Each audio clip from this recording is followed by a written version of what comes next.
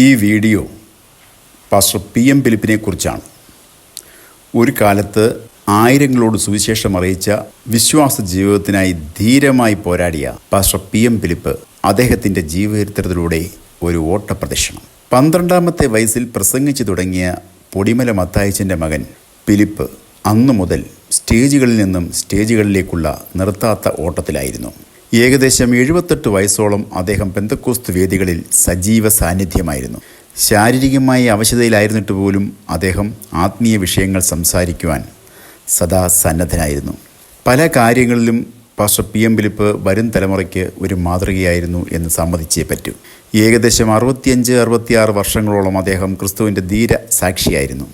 കോട്ടയത്തിൻ്റെ അപ്പോസ്തലൻ എന്ന അപരനാമത്തിൽ അറിയപ്പെട്ടിരുന്ന പാസ്റ്റർ PM ഫിലിപ്പ് കുമ്പനാടിനടുത്ത് കടപ്ര പൊടിമല പാസ്റ്റർ PT മാത്യുവിൻ്റെയും മറിയാമ്മയുടെയും 6 മക്കളിൽ ഒരാളായി 1915 ഒക്ടോബർ 26 പാസ്റ്റർ PM ഫിലിപ്പ് ജനിച്ചു. ഇരവിവേരൂർ സ്കൂളിലായിരുന്നു പ്രാഥമിക വിദ്യാഭ്യാസം. വിദേശ മിഷണറിയായിരുന്ന കുക്ക് സായിപ്പ് pastor KE Abraham, pastor PM ശൗമേലിനെ പോലെയുള്ളവർ PM ഫിലിപ്പിനെ വിളിച്ച് നന്നേ ചെറുപ്പത്തിലെ മീറ്റിങ്ങുകളിൽ പ്രസംഗിപ്പിക്കുമായിരുന്നു. PM ഫിലിപ്പിൻ്റെ ജീവിതം വളരെ സംഭവബഹുലമായിരുന്നു. മഹാകവി KV സൈമൻ്റെ വിയോജിത പ്രസ്ഥാനത്തിലെ അംഗമായിരുന്ന പൊടിമല മത്തായിച്ചൻ എന്ന PT മാത്യു പാസ്റ്റർ ART അതിശയത്തിന് പരിശുദ്ധാത്മാഭിഷേകം ലഭിച്ചു എന്നറിഞ്ഞതിനെ തുടർന്ന് അദ്ദേഹത്തെ തമിഴ്നാട്ടിൽ നിന്ന് പൂവത്തൂരിൽ വിളിച്ച് ഉണർവ്യോഗം നടത്തി. തുടർന്ന് നൂറുകണക്കിന് ആളുകൾ പെന്തക്കോസ്ത് വിശ്വാസികളായി മാറി. പാസ്റ്റർ PM ഫിലിപ്പിൻ്റെ പിതാവ് പാസ്റ്റർ പൊടിമല മത്തായിച്ചനും കുടുംബവും അതിൽപ്പെടും. പാസ്റ്റർ PM ഫിലിപ്പിന് പൂവത്തൂർ ഉണർവിൻ്റെ സമയത്ത് 12 വയസ്സായിരുന്നു. പാസ്റ്റർ ART അതിശയത്തിൻ്റെ കരങ്ങളാലായിരുന്നു സ്നാനം. അക്കാലത്ത് ഇന്നു കാണാത്ത അന്യം നിന്നുപോയ 2 കാഴ്ചകളുണ്ടായിരുന്നു. ഒന്ന്, ഡെസ്കിന് മുകളിൽ കയറ്റിയാണ് പാസ്റ്റർ PM ഫിലിപ്പിനെ പ്രസംഗിപ്പിച്ചത്. 2, ഏറ്റുപദേശിമാർ ഉണ്ടായിരുന്നു. ഇന്ന് ഇത് രണ്ടും കാണാനില്ല. പൊടിമല മത്തായിച്ചൻ്റെ 6 മക്കളിൽ പാസ്റ്റർ PM ഫിലിപ്പിന് മാത്രമാണ് ഇംഗ്ലീഷ് മീഡിയം സ്കൂളിൽ പഠിക്കാൻ അവസരം കിട്ടിയത്. അക്കാലത്ത് സ്കൂളിൽ ഫീസ് കൊടുത്തത് 400ഓളം തേങ്ങ പൊതിച്ച് കിട്ടിയ പണം കൊണ്ടാണ് എന്ന് പ്രസംഗിച്ച് കേട്ടിട്ടുണ്ട്. വലുതാകുമ്പോൾ നല്ല ജോലി ലഭിക്കണമെന്ന് ആഗ്രഹിച്ചിരുന്നു. എന്നാൽ മാതാപിതാക്കൾ മകനെ സുവിശേഷ വേലയ്ക്ക് നേരത്തെ നേർന്നിരുന്നു. 14 വയസ്സുള്ളപ്പോൾ ടൈഫോയിഡ് വന്ന് മരണത്തോട് മല്ലടിച്ചു. അപ്പോൾ ദൈവാത്മാവ് ഇപ്രകാരം കൊച്ചു ഫിലിപ്പിനോട് സംസാരിച്ചു: നീ എൻ്റെ വേല ചെയ്യാൻ തീരുമാനിച്ചാൽ ഞാൻ നിൻ്റെ രോഗം സൗഖ്യമാക്കും എന്ന് PM ഫിലിപ്പിനോട് ദൈവ ദർശനത്തിൽ സംസാരിച്ചു. പിതാവിനോട് PM ഫിലിപ്പ് ഇതറിയിച്ചു.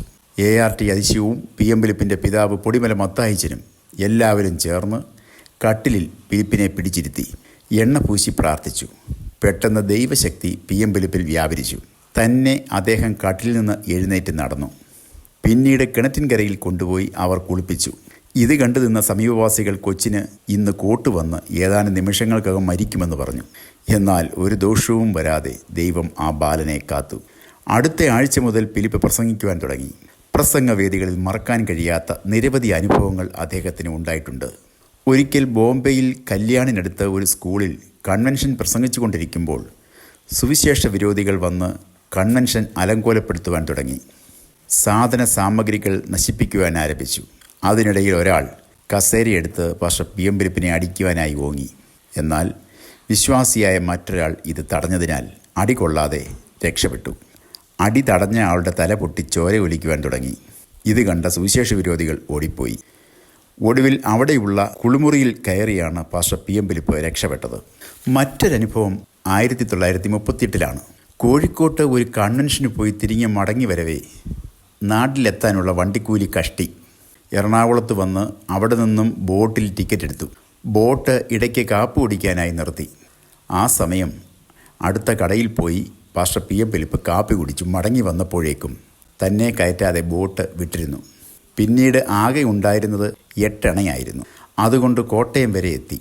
കോട്ടയത്ത് നിന്ന് വീട്ടിലേക്ക് നടക്കേണ്ടി വരുമല്ലോ എന്നോർത്ത് വിഷമിച്ച് നിൽക്കെ ഒരാൾ, PM ഫിലിപ്പല്ലേ, ഞാൻ നിങ്ങളുടെ പ്രസംഗം കേട്ടിട്ടുണ്ട് എന്ന് പറഞ്ഞ് തളർന്നിരുന്ന PM ഫിലിപ്പിന് കാപ്പി വാങ്ങി നൽകി. ഒപ്പം 1 രൂപയും. ആ രൂപ കൊണ്ട് കുമ്പനാട്ടേക്കുള്ള യാത്രക്കിടയിൽ ഞെട്ടിക്കുന്ന ആ വാർത്ത ചങ്ങനാശ്ശേരിയിലെത്തിയപ്പോൾ കേട്ടു. തന്നെ കയറ്റാതെ പോയ ആ ബോട്ട് വേമ്പനാട്ട് കായലിൽ മുങ്ങിയെന്ന്.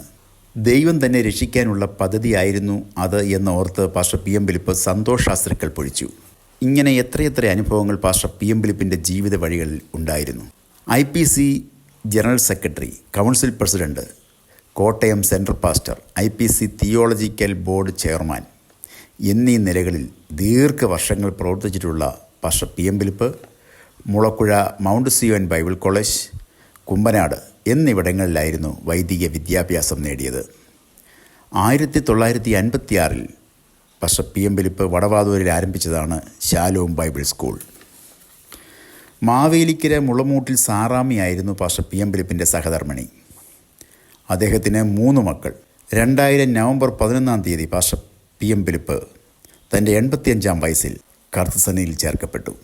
പാസ്റ്റർ പി എം ഫിലിപ്പിനെ ഓർക്കുമ്പോൾ വിശ്വാസ ജീവിതത്തിലെ കാർക്കശ്യം, തെറ്റു കണ്ടാൽ ചൂണ്ടിക്കാണിക്കാനുള്ള ധീരത, എളിമയും താഴ്മയും നിറഞ്ഞ ജീവിതം, അതൊക്കെയാണ് മറ്റ് സഭാ നേതാക്കളിൽ നിന്ന് വ്യത്യസ്തനാക്കുന്നത്. അതിന് 2 ഉദാഹരണങ്ങൾ പറഞ്ഞ് ഇത് അവസാനിപ്പിക്കാൻ ആഗ്രഹിക്കുന്നു. ഏകദേശം 33 വർഷങ്ങൾക്ക് മുമ്പ് ഞങ്ങൾ വടവാതൂരിൽ അദ്ദേഹത്തെ കാണാണ്ടിരുന്നു. ഒരു പ്രസ്ഥാനത്തിൻ്റെ രക്ഷാധികാരിയായി തൻ്റെ പേര് നിർദ്ദേശിക്കപ്പെട്ടപ്പോൾ, രക്ഷാധികാരി എന്ന സ്ഥാനത്ത് എന്നെ പരിഗണിക്കരുത്, ആ സ്ഥാനം ദൈവത്തിൻ്റേതാണ് എന്ന് തുറന്നു പറഞ്ഞ വ്യക്തിത്വത്തിനുടമയായിരുന്നു പാസ്റ്റർ പി എം ഫിലിപ്പ്. മറ്റൊരനുഭവം, പാസ്റ്റർ പി എം ഫിലിപ്പിനെ പി എം ഫിലിപ്പ് അപ്പച്ചൻ എന്ന് വിളിച്ചിരുന്നതും അദ്ദേഹത്തിന് ഇഷ്ടപ്പെട്ടിരുന്നില്ല. കാരണം ദൈവത്തെ ഒഴിച്ച് മറ്റാരെയും പിതാവെന്ന് വിളിക്കരുത് എന്നാണ് ബൈബിൾ പഠിപ്പിക്കുന്നത്. അതിനാൽ അപ്പച്ചൻ എന്ന് വിളിക്കുന്നത് എനിക്കിഷ്ടമല്ല. കർത്താവിൻ്റെ എളിയ ദാസൻ എന്ന് അറിയപ്പെടാനാണ് ഞാൻ ആഗ്രഹിക്കുന്നത് എന്നും അന്ന് പറഞ്ഞത് ഞാൻ ഓർക്കുന്നു. പാസ്റ്റർ പി എം ഫിലിപ്പ് ഇപ്പോൾ നമ്മോടൊപ്പമില്ല. ദീർഘവർഷങ്ങൾ അനുഗ്രഹിക്കപ്പെട്ട ശുശ്രൂഷ നിർവഹിച്ച് അദ്ദേഹം നിത്യതയിൽ വിശ്രമിക്കുന്നു. വരും തലമുറയ്ക്ക് ഓർത്തുവയ്ക്കാൻ ചില അനുഭവങ്ങൾ ബാക്കിയാക്കി. പെന്തക്കോസ്ത് പ്രസ്ഥാനത്തിൻ്റെ ചരിത്ര സംബന്ധമായ കാര്യങ്ങൾ കൂടുതൽ അറിയുവാൻ ഈ ചാനൽ സബ്സ്ക്രൈബ് ചെയ്യുവാൻ ഞങ്ങൾ ഓർമ്മിപ്പിക്കുന്നു. സഹകരിക്കുന്ന എല്ലാവർക്കും പ്രത്യേക നന്ദി അറിയിക്കുന്നു.